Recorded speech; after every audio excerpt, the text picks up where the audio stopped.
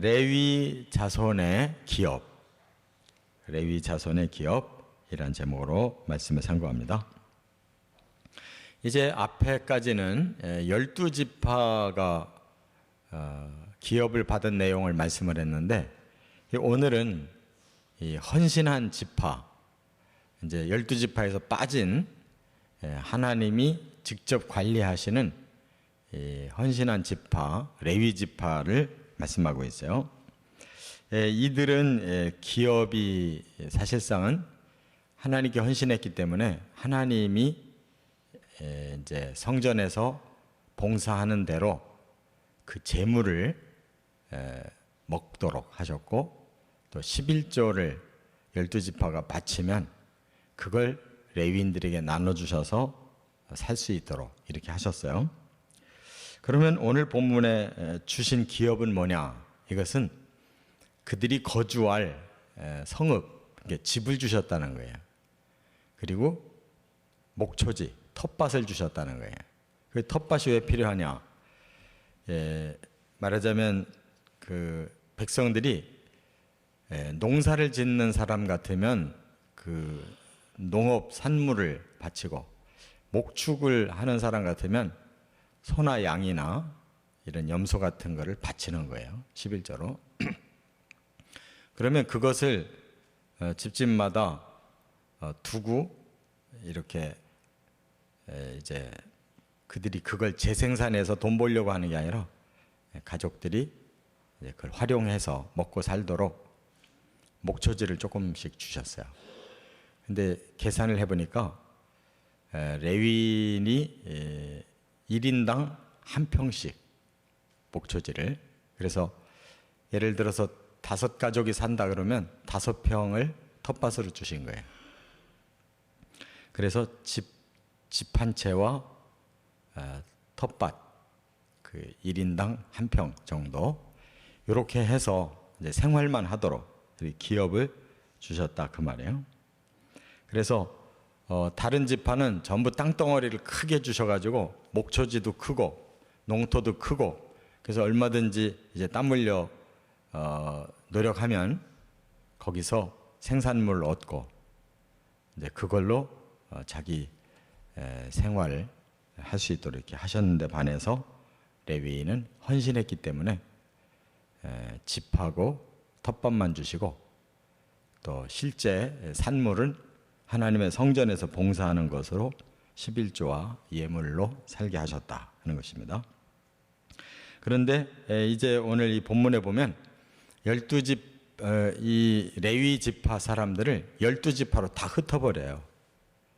그래서 레위인들은 전국에 퍼져서 48개 성읍에 살았다 그랬어요.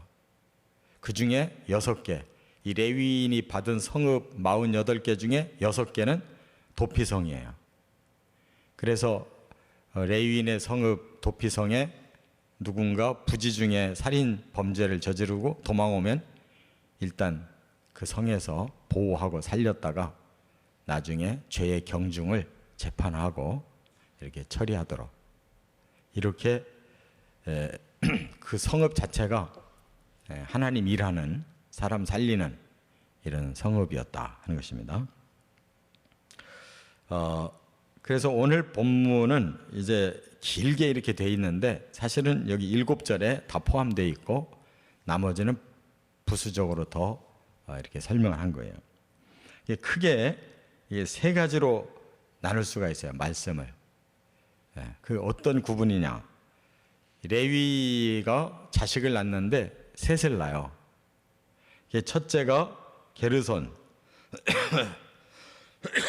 둘째가 고핫, 오늘은 그핫이라고 나오는데 그 둘째고, 셋째가 무랄이에요. 이렇게 3 아들을 뒀는데 이 3 아들 중에 둘째가 쓰임을 받아요.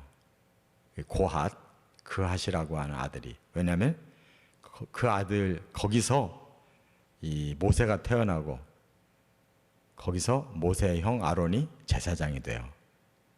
그래서 오늘 본문에 보면 이 둘째 집안부터 먼저 분배를 해줘요.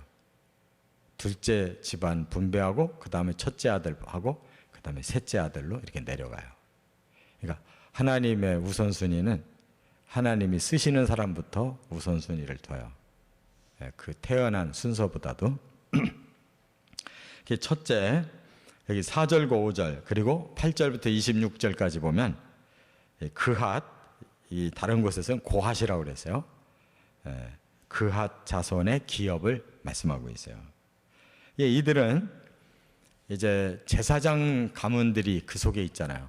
또 일반 레위인도 있고 두 종류가 그 둘째 아들 중에 있거든요. 그래서 그걸 또 구분해요. 먼저 이 그핫 자손들 중에 아론의 자손, 제사장들이에요. 그들을 제일 먼저 분배를 하는데 어디다가 분배하느냐? 유다 지파, 베냐민 지파, 시므온 지파가 사는 곳에다가 13성읍을 나눠줘요. 그럼 여러분들이 이제 이스라엘 지도를 가만히 생각해 보면 아실 거예요. 유다 지파 바로 위에 붙은 게 베냐민이고 유다 지파 밑에 붙은 게 시므온 지파예요. 그래서 이 제사장 가문들은 나중에 예루살렘이 성전이 되잖아요. 거기서 제사장들이 집례하기 좋도록 예루살렘에 제일 가까운 지파들만 뭉쳐줬어요. 거기서 살다가 돌아가면서 24반열로 24조로 나누어요. 그래서 1년 내내 24조가 돌면서 성전에 와서 제사를 집례하도록. 이렇게 성전에 와서 집례를 주도해야 될 제사장들을 멀리 살게 하면 얼마나 불편하겠어요. 그래서 이렇게 가까이에 살게 하셨고, 이 세례 요한의 아버지 사가랴도 바로 이 유대 지방에 살던 제사장이라고 그랬어요. 그래서 그들에게 13성읍을 줬고, 또 고핫 자손의 나머지 자손이 있잖아요. 아론의 자손 말고 나머지 자손들은 10성읍을 줬어요. 그래서 이 고핫 자손이 제일 많이 성읍을 23개를 받습니다. 그런데 그 나머지 자손들한테는 에브라임하고 단하고 므낫세 반지파의 땅으로 줬다. 이들은 일반 레위인이기 때문에 좀 멀리 살면서 또 그만큼 수요가 많으니까 제사장만큼 빨리 돌질 않잖아요. 그래서 그들은 멀리 살도록 에브라임 또 단지파, 므낫세 반지파라고 저 갈릴리 밑에 지방에 이렇게 사는 지파로 나눠졌어요. 여기에서 우리가 하나님의 관심은 하나님의 일을 누가 하느냐에 관심이 있어요. 그래서 그들을 제일 하나님 일 하는 가까운 곳에 두시고 일을 시켰다 하는 걸 알 수가 있고요. 두 번째가 6절과 27절부터 33절에 보면 게르손 자손의 기업. 이제 첫째 아들 레위의 첫째 아들 자손들이 기업을 받아요. 그런데 이들은 13성읍을 받았다 그랬어요. 13성읍. 그런 걸로 봐서는 이 둘째 아들 고핫이 자손이 번성했던 것 같아.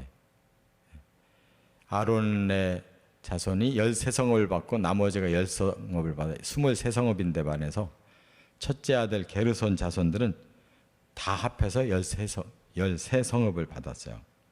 그리고 이들이 살게 된 지파는 어디냐면 이사갈 지파, 아셀 지파, 납달리 지파라고 그래서 그리고 또 저 요단 동편 므낫세 저 위에 고지, 이게 북부 지역, 갈릴리를 끼고 왼쪽 오른쪽에 북부 지역을 거기서 이제 분배를 받고 살게 했어요. 그리고 이제 끝으로 세 번째 무라리 자손의 기업 7절과 34절부터 40절에 보면 셋째 아들 자손의 기업을 주셨는데 여기는 12성읍을 주셨어요. 12개. 그리고 루벤, 갓, 수불론 지파. 루벤과 갓은 요단 동편에 있어요. 요단 동편 남부와 중부에 루벤과 갓이 있고 그 다음에 수불론은 저 갈릴리 왼쪽에 있어요. 많이 떨어져 있죠.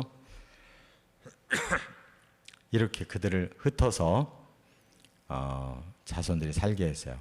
레위인들은 창세기 49장 7절에 보면 야곱의 기도에서 그들의 운명은 흩으리라고 하는 예언을 받아요.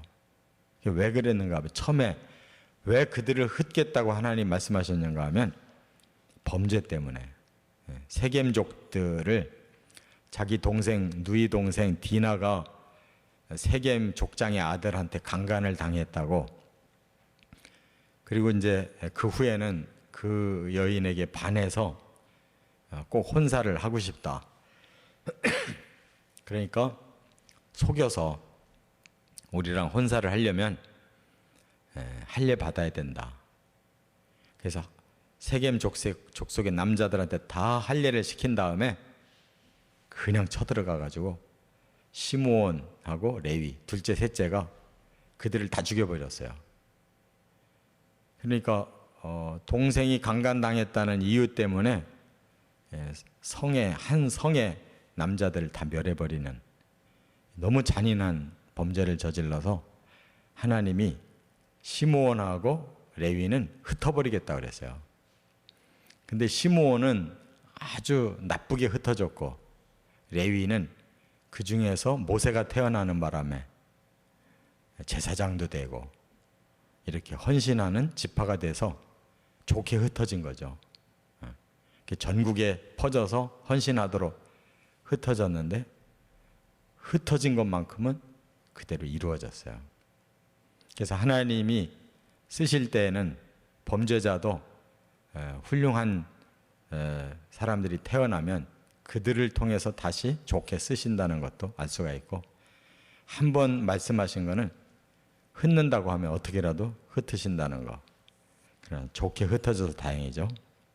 이렇게 하나님이 레위 지파를 분배하셨다는 거예요. 우리가 깨닫는 것은 하나님이 불러서 헌신하면 하나님이 일하는 것이 기업이 되는 것이고, 그렇다고 해서 하나님이 생업은